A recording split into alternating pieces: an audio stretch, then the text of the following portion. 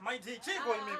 Senga Maria Chemuru. Muti Maria Chemuru ndio wanakupi. Usiya Maria Muriwo kuita seko maiti. Every day. Maria Muriwo. Saka ndotadza kutenga doro rangu. Aiwa tikuda Maria Muriwo chingosiya Maria Muriwo mainde nyikudoro renyu ndava. Nyaya doro handitoigoni pano. Amuigone pano kuita sei amuna kundiona ndichimwa doro iri. Aiwa tikuda Maria Muriwo. Maiti ndosaka ndakakuudza kuti inini ndinotofarira doro kutodarika iwe dengo akaenda kare iwe. Aiwa nda Maria Muriwo. Maria Muriwo handina Maria Muriwo mari handina ndiye kutenga doro. Munongofarira doro chete doro. Ndofarira doro iwe. Doro iri chanorifarira maitire kandi kutaurira chokwadi kubva nhasi ndakukudza chokwadi chausingakanganwa zvinzwa here. Ndikatenga doro iri ndikarisiya riri mumbao. Hapana paunombonzwa doro richitaura kuti ndoda Maria Muriwo mumba hamuna girosari hamuna hufu iri doro iri. Saka mukombeya wakadzi nedoro. Kukombeya wakadzi nedoro kuita zvakawanda zvandinodira doro iri maiti kudarika mukadzi. Taura ikachingu. Ndikutokutaurira izvozvo. Saka munogoda doro kufura mukadzi. Handisana mbona murume akadai. Inini ndini manje ndinoda doro kudarika mukadzi.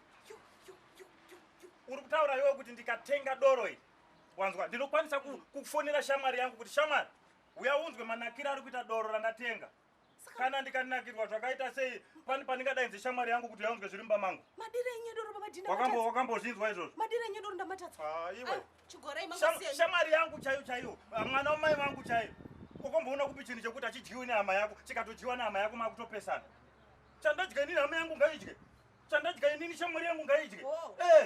Saka garai mani pamadoro aiwa tinoonana kamanheru madzoka chigona kukosha kwedoro handina mari bai maiti doro iri kairi ndorikoshesa kudarika izvi zvakawanda zvandinodira doro iri kudarika mukadzi ini.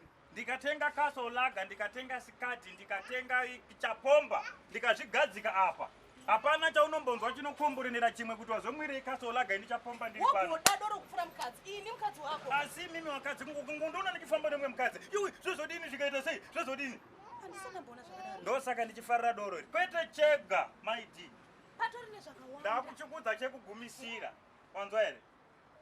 Ukaenda kupi ukaenda kuMozambique ukaenda kuHarare ukaenda kupi whatever kwawaenda hapana pawakambotenga doro iri rakavhurika iri wanzwa unototenga doro rakavharika ndini wani munhu wekutanga kurivhura iri. Babati apa munenge makupinda pesi. Aiwa ndichikupinda pesi nani. Munenge makupinda pesi nani.